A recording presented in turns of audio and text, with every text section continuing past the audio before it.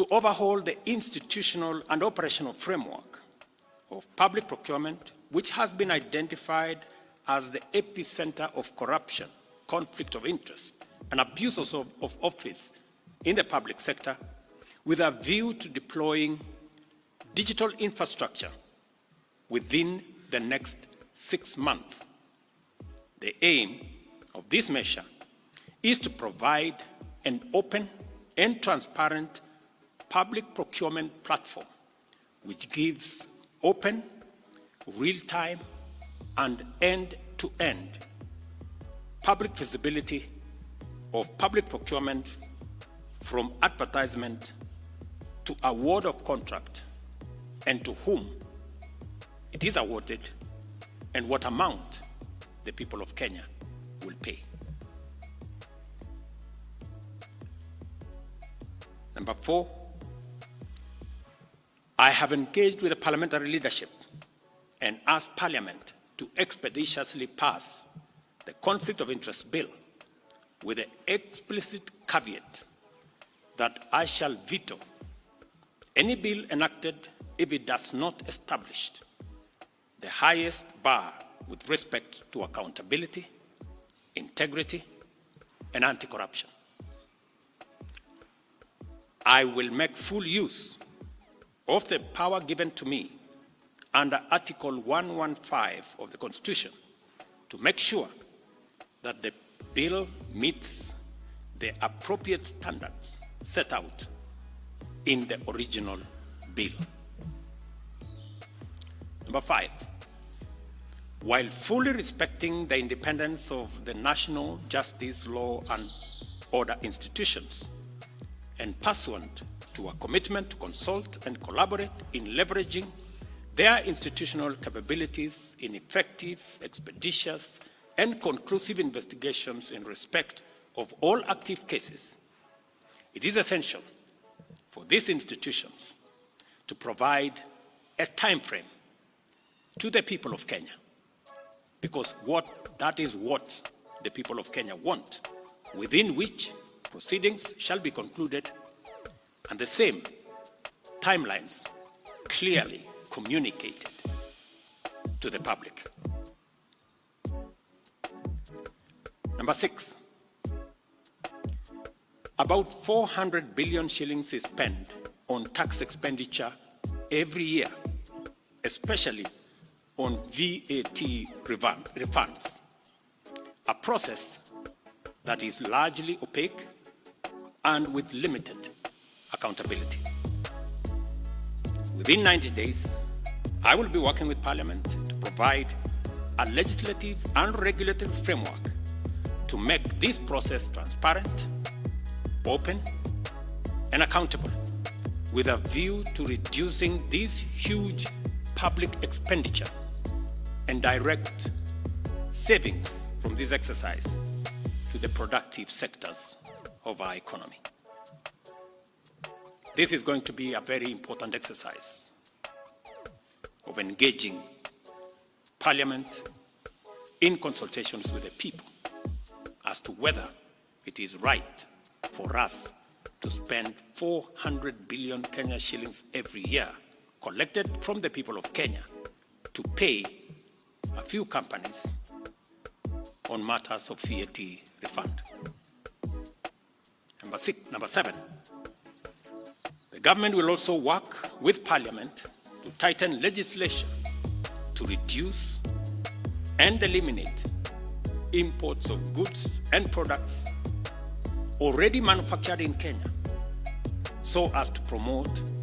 our value addition, our manufacturing, and industrialization program in our quest to create more jobs, create more opportunities, and create wealth in our nation. We must have a national conversation as to whether we want to be a supermarket for products from other countries, or we want to produce products that we already have manufacturing capacity in Kenya.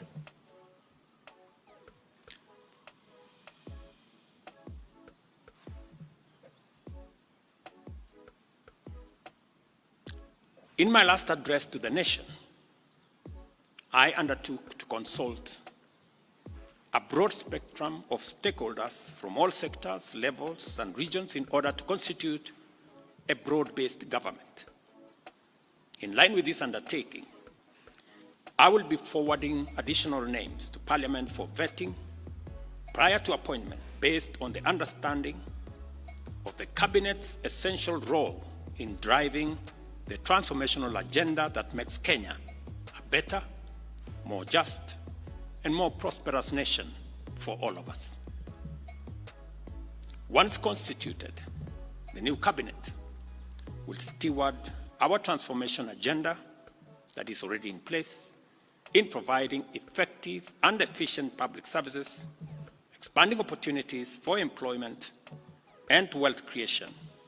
and creating a tide that lifts every boat. Our collective ambition is to turbocharge the performance of our economy,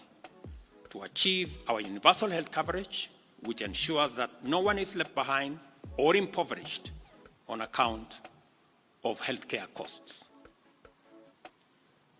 Also offer an equitably funded education system which looks out for learners from vulnerable backgrounds and ensure that Kenyans from all walks of life live in safe and dignified housing through our affordable housing program. Additionally, our transformation agenda commits to provide reliable clean water, last-mile connectivity of electricity, and to secure more business opportunities for enterprises and employment opportunities for our young people, both here at home and abroad. Our explicit aim is to transform Kenya into a middle-income society, and it is essential for us to urgently mobilize adequate resources to fund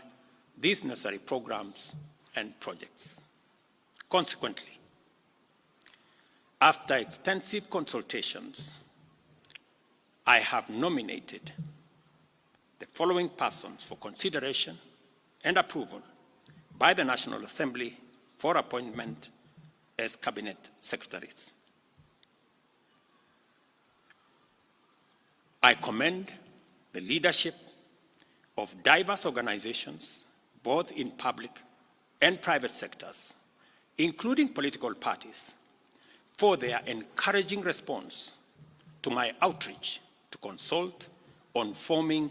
a broad-based government. Their willingness to set aside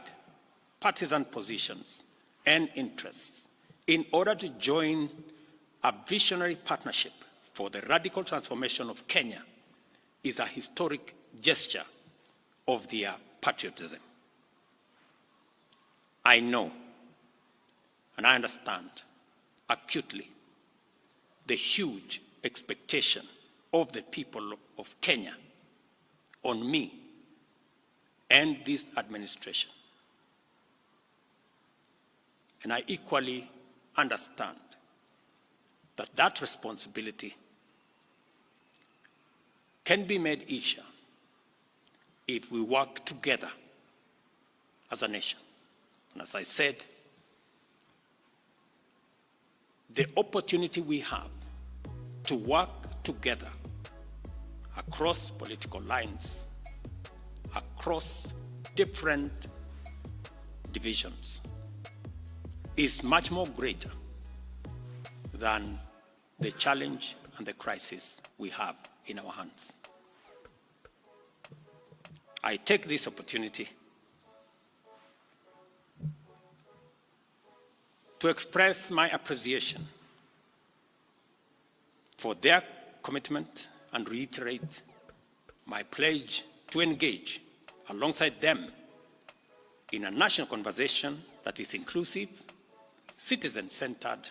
and aimed at consolidating and accelerating the actualization of inclusive growth